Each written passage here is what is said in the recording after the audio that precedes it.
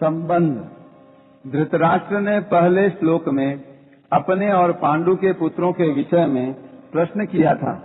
उसका उत्तर संजय ने दूसरे श्लोक से 19वें श्लोक तक दे दिया।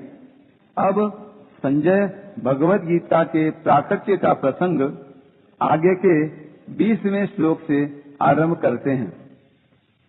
अथ व्यवस्थितान् दृष्ट्वा धार्तराष्ट्रान् कपिध्वजः प्रवृत्ते शस्त्रसम्पाते धनुरोद्यम्य पाण्डवः ऋषिकेशं तदा वाक्यमिदमाह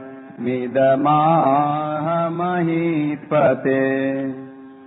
हे महीपते धृतराष्ट्र, अब शस्त्रों के चलने की तैयारी हो ही रही थी कि उस समय अन्याय पूर्वक राज्य को धारण करने वाले राजाओं और उनके साथियों को व्यवस्थित रूप से सामने खड़े हुए देखकर कपिध्वज पांडुपुत्र अर्जुन ने अपना गांडीव धनुष उठा लिया और अंतर्यामी भगवान श्री कृष्ण से ये वचन बोले। व्याख्या।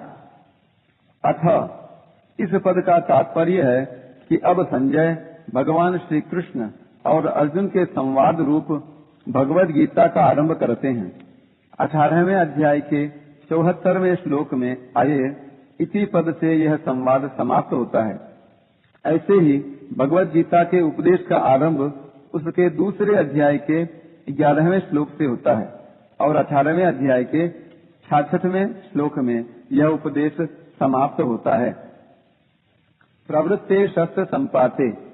यद्यपि पितामह भीष्म ने युद्धारंभ की घोषणा के लिए शंख नहीं बजाया था, प्रत्युत केवल दुर्योधन को प्रसन्न करने के लिए ही शंख बजाया था, तथापि कौरव और पांडव सेना ने उसको युद्धारंभ की घोषणा ही मान लिया और अपने अपने अस्त्र शस्त्र हाथ में उठाकर तैयार हो गए।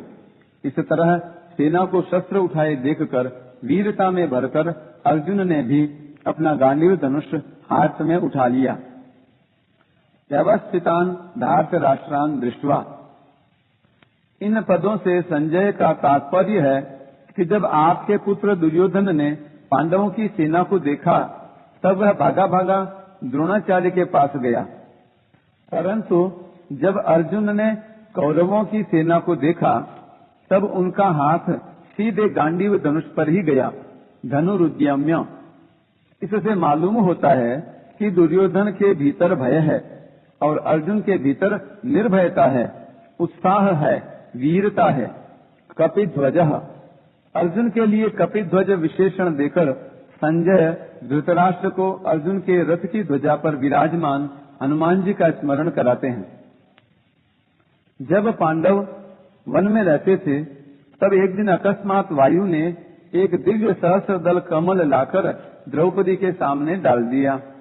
उसे देखकर द्रौपदी बहुत प्रसन्न हो गई और उसने भीमसेन से कहा कि वीरवर, आप ऐसे बहुत से कमल ला दीजिए। द्रौपदी की इच्छा पूर्ण करने के लिए भीमसेन वहां से चल पड़े। जब वे कदली वन में पहुंचे तब वहां उनकी हनुमान जी से भेंट हो गई। उन दोनों की आपस में कई बातें हुई।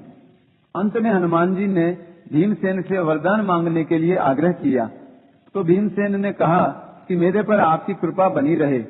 इस पर हनुमान जी ने कहा कि हे वायुपुत्र, जिस समय तुम बाण और शक्ति के आघात से व्याकुल शत्रुओं की सेना में घुसकर सिंहनाद करोगे, उस समय मैं अपनी गर्जना से उस सिंहनाद को और बढ़ा दूंगा।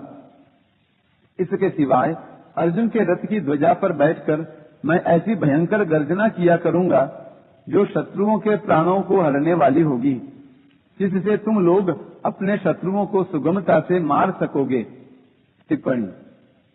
तदाहम बृंहयिष्यामि स्वर्वेण रवं तव विजयस्य ध्वजस्थस्य नादान मोक्ष्यामि दारुणाम शत्रुणाम ये प्राणहरा सुखम ये न हनिष्यथ। इस प्रकार जिनके रथ की ध्वजा पर हनुमान जी विराजमान हैं, उनकी विजय निश्चित है। पांडवः। धृतराष्ट्र ने अपने प्रश्न में पांडवः पद का प्रयोग किया था, अतः धृतराष्ट्र को बार बार पांडवों की याद दिलाने के लिए संजय पहले अध्याय के 14वें में और यहाँ पांडवः शब्द का प्रयोग करते हैं। ऋषिकेशम तदा वाच्य मिदमाह महीपते।